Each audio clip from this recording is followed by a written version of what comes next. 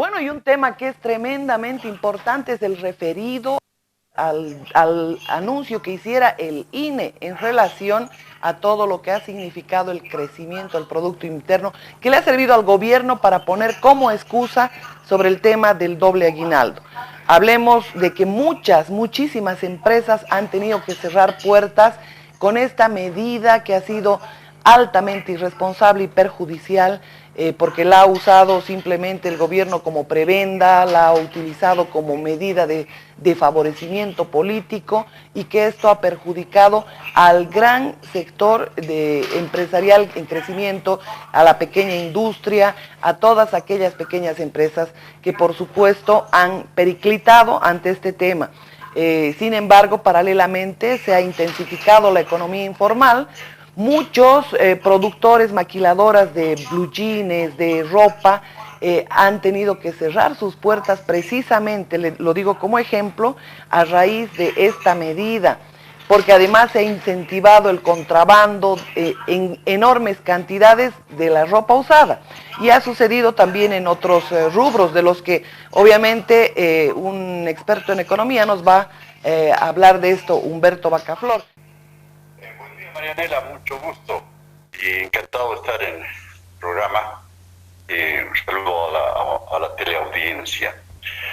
Debe haberse confundido algunos funcionarios del Instituto Nacional de Estadísticas, porque por primera vez desde hace 10 años que el gobierno les ordena que digan otra cosa, una cosa diferente.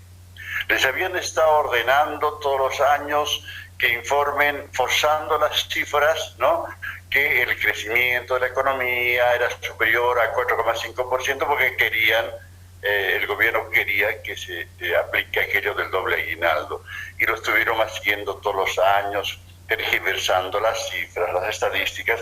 Y de pronto este año el INE recibe la orden de informar que el crecimiento de la economía va a ser un poquito inferior a 4,5%, y por lo tanto no va a haber doble aguinaldo. Y sale el vicepresidente diciendo que en realidad es mejor no tener doble aguinaldo porque así vas a pasar una Navidad tranquilo, porque en enero las cosas van a ser normales. En cambio, podría ser que obligando a las empresas a pagar el doble aguinaldo, estas empresas quiebren, como han estado quebrando. Un promedio de 34 empresas quiebran todos los días, según dice la Confederación de Empresarios Privados. 34 cada día quiebran. Y con el doble aguinaldo ese ritmo se había acelerado. Entonces ahora el gobierno, debido a que la situación de la economía está muy mal, están hablando acá en Santa Cruz, por ejemplo, de que están en peligro 130.000 empleos en el departamento de Santa Cruz relacionados con la agricultura. 130.000 empleos están en riesgo, podrían desaparecer, así como los miles de empleados que están despedidos en este momento por las alcaldías de todo el país, debido a que no tienen dinero las alcaldías, el IDH se ha reducido drásticamente, dramáticamente, y entonces la economía está en crisis. El gobierno no lo quiere admitir, insiste en que el crecimiento es superior a 4%, cuando en realidad el Banco Mundial, el Fondo Monetario Internacional, la CEPAL, dicen que va a ser inferior a 4% el crecimiento de la economía boliviana este año. Y para concretar lo del doble aguinaldo, de que no se cumpla el doble aguinaldo este año, el gobierno ha ordenado al INE que deje de inflar las cifras y por lo tanto hable un poquito la verdad. Pero de todos modos le ha pedido que la tasa de crecimiento de la cual habla el INE sea superior a 4%, lo cual es una mentira, según dice el Fondo Monetario, el Banco Mundial y la CEPAL. Ese es el respecto del tema del INE, las estadísticas, el doble aguinaldo y todo eso. Estamos en una crisis económica profunda. El sector hidrocarburos está en crisis, el sector minero está en crisis. 120.000 cooperativistas mineros sin trabajo, 120.000.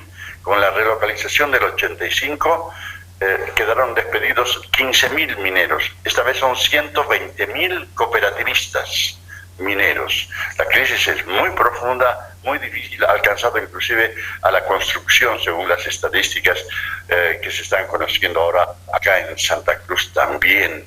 315 empresas de la construcción cerraron sus operaciones desde enero hasta ahora en todo el país, según estas estadísticas. También, Humberto, le propongo hablar sobre la democracia. El gobierno ha comenzado a arremeter contra la alcaldía de Cochabamba, contra la gobernación de Santa Cruz, contra la alcaldía de El Alto. Y es importante mencionar, tristemente, José María Leyes en Cochabamba ha rifado los votos, la confianza de la ciudadanía, rodeándose de gente que está metida en actos de corrupción. Y el otro tema principal es que el propio alcalde está apañando estos temas de corrupción. Ha logrado un pacto con el exalcalde masista Edwin Castellanos. La mayor parte de la gente de confianza de altos mandos en el municipio trabaja con José María Leyes a propósito de ese pacto. Que lo han hecho a manera de traición a Cochabamba, porque imagínense, les convoco un solo tema: puente caído y no hay culpables. Hay un encubrimiento total de todas las malas obras, de toda la postergación que ha sufrido en una década Cochabamba, con un despilfarro total. El ejemplo está puesto con el tema de la publicación en todos los medios, con el tema de la serenata Cochabamba. Miren ustedes, 2 millones costó la serenata Cochabamba, menos que el año pasado, pero igual de dañino habiendo tantas necesidades. Podríamos haber perforado por lo menos unos 35 pozos de agua para aprovisionar a la gente. Les doy como ejemplo, tenemos muchas más prioridades en relación a ese tema, y el agua potable, que es un derecho humano, ha sido postergado para favorecer gastos dispendiosos, gastos absurdos, que por cierto están en cuestionamiento. Y por último, es importante hablar del gas, de la situación económica en el país y por supuesto de lo que viviremos en este momento que el gobierno intensifica su campaña política en aras de volver a hacer a Evo Morales presidente del país. Estoy en Santa Cruz porque me invitó la Fundación Konrad Adenauer para participar en un foro acerca de la democracia, casualmente pensando en los 34 años de la democracia, desde el 82 hasta ahora. 34 años, y mi balance ha sido un foro realizado en el Hotel Los Tajivos, que ha cambiado de dueño, como todos sabemos, creo ya. En el Hotel Los Tajivos se realizó este foro, participaron Carlos Toranzo y otras personas más. Y yo, para finalizar, ahí dije yo que la democracia boliviana está ahora secuestrada,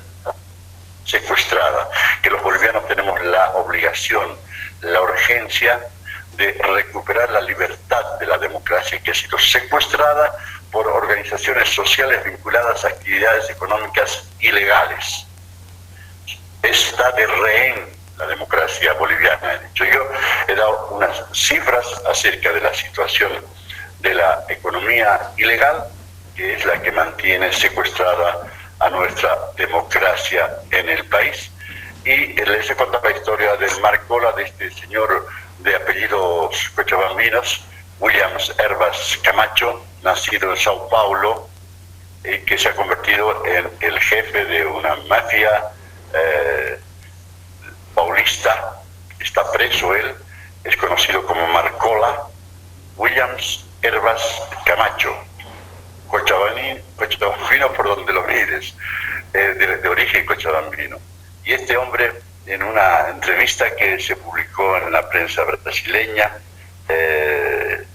una entrevista elaborada por las preguntas y las respuestas por un periodista, Arnaldo Chabor, quien le pregunta en cierto momento a Marcola, este jefe del primer comando da Capitão, así se llama esta mafia, Marcola, Williams Herbas Camacho, es jefe del primer capitán.